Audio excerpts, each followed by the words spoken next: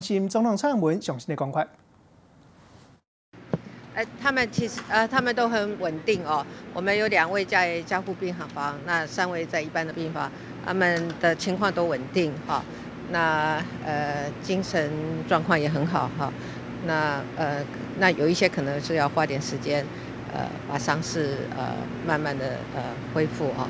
那看起来他们整体的情况都还好。好，加护病房蛮严重的，黄佑铭他现在状况。稳定，他稳定，他没有伤到神经，所以他意识啦、讲话一切都很清楚。受害者有跟您说些什么吗？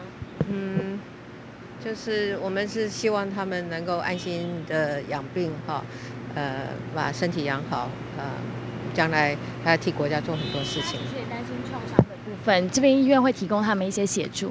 应该是全国创伤最好的医院了哈。那我们的医师也告诉我他们有信心，所以我相信只要好好的养病，他们都可以恢复得很好。